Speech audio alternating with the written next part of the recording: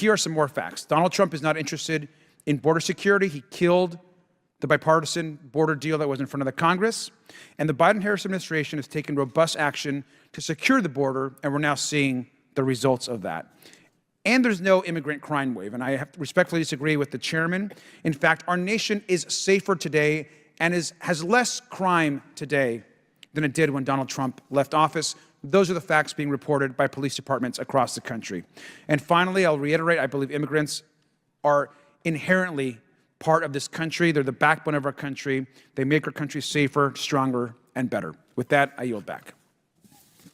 I've got to respond Mr. Chairman, a little bit. I move to strike. I'm sorry. I move to strike to speak. Okay, go ahead. Mr. Chairman, I would be hopeful that this would not be a Trump bash-hating ordeal. But if the gentleman is going to speak, he ought to speak factually correct. The reason why the bipartisan, quote, bipartisan Senate deal was not done was because House Republicans, including myself, and at least 30 other Texans said we would not vote for it. It had absolutely nothing to do with Donald Trump. And so if the gentleman is going to make this all about politics, he at least ought to speak correctly instead of pushing falsehoods. Thank you very much, Mr. Chairman. The Biden-Harris administration's open border policies have led to the worst border crisis in America's history by a mile. Millions of illegal immigrants have entered the United States under the Biden-Harris administration in a short period of time, affecting every community across the country. This was not the result of so-called root causes in Central America, as Kamala Harris has said. Individuals from all over the world have entered the U.S. Under the Biden-Harris administration. It's because they can. Obviously, we have the greatest country in the history of the world right now, I guess you could say, and it's not surprising that the whole world wouldn't try to come here. I should point out that in America, we are not anti-immigrant. Every year, about 850,000 new citizens are sworn into our country. If you look at it, sometimes there's a spike, but if you look at it in 3-year increments, there has never been a time in our history in which we have had more people sworn in as new immigrants. And what do we get for being so gracious and allowing so many people in this country? We get kicked in the face by having all other people come here anyway. Well, there's my opening statement, and I'll call upon my ranking member, Mr. Garcia. Thank you, Mr. Chairman. Thank you to our witnesses also for being here. I think that obviously all folks in Congress, Republicans, Democrats, want a safe and secure border. I think what we have are different approaches to how we treat immigrants, a humane system, and ensuring that we don't go back to a process that was inhumane to people that are oftentimes struggling and just seeking a better life. We don't want to go back to family separation, to Muslim bans, to undermining our asylum system, and we know we can achieve a comprehensive goal that both has a secure border, but also a plan for immigrants that are here in this country and that are working hard to contribute to our economy and to our country. Now, legal pathways to ensure an orderly and humane process are important. Now, I strongly support legal immigration because we are a nation of immigrants. Immigrants are some of the most patriotic people I know in our country. They make our community stronger, they work hard, they build our country. I'm an immigrant. I came to this country as a young child.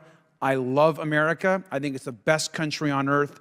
When I raised my right hand, it was the proudest day of my life, and I'm giving back to this country. I try to every single day. And the same is true for everyone in my family who are also immigrants.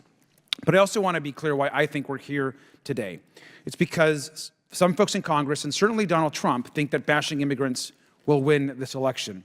Now, 2 weeks ago, during what was a bizarre debate performance, we saw, of course, the former president repeat manufactured conspiracies about immigrants, and in this case, Haitian immigrants in Ohio. As we now remember his horrible quote, they're eating the dogs, the people that came in, they're eating the cats, they're eating the pets of the people that live here, and this is what's happening in our country, and it's a shame.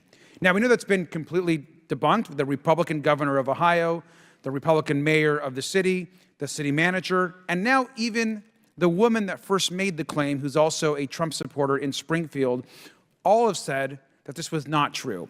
Yet the lie continues to be repeated. J.D. Vance and other members of Congress have continued to amplify this xenophobic lie, and it's a shame.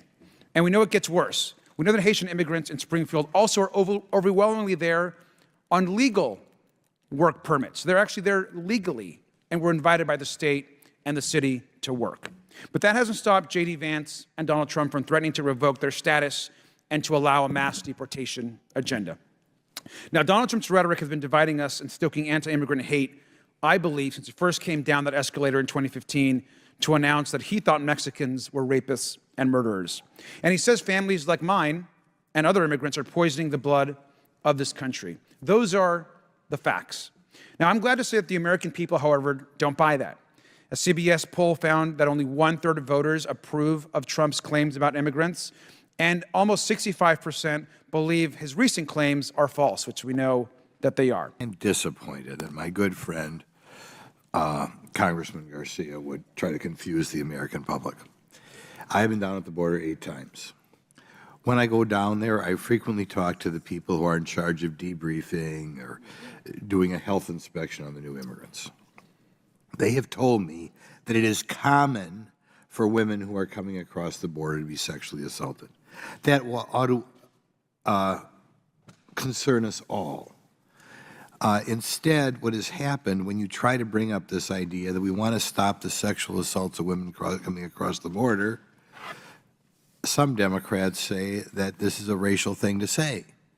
Well, the border is to a large extent controlled by ruthless gangs. And it is very sad that the women who come here are being sexually assaulted. I don't know. Apparently, you're not supposed to say it or you're going to be accused of racism. It has nothing to do with racism. Yeah. It is pointing out, including all the other problems that you have with this massive border crossing, you are having women being assaulted by the Mexican gangs south of the Rio Grande. And if you go down there and talk to the people in charge of debriefing or whatever you'd say, the people coming across, they will tell you that. So it is not a racial statement. Donald Trump cares about women and does not like to see these women who are coming here sexually assaulted. No, Mr. Chairman, thank you. And first of all, this is all a point of order. I mean, this is not a part of the way the hearing procedure works.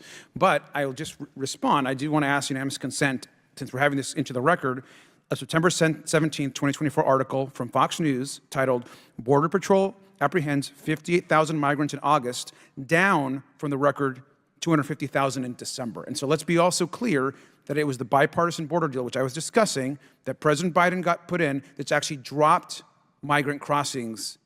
Now we're back to historic lows because of that. And so everything I said was also factually correct. I think it's important to call out people that are also demonizing immigrants, and it's important that we stick to the facts. So I was just purely responding to that. Thank you, Mr. Chairman. So Without objection. if we're just going to have a discussion, I'd like to weigh in.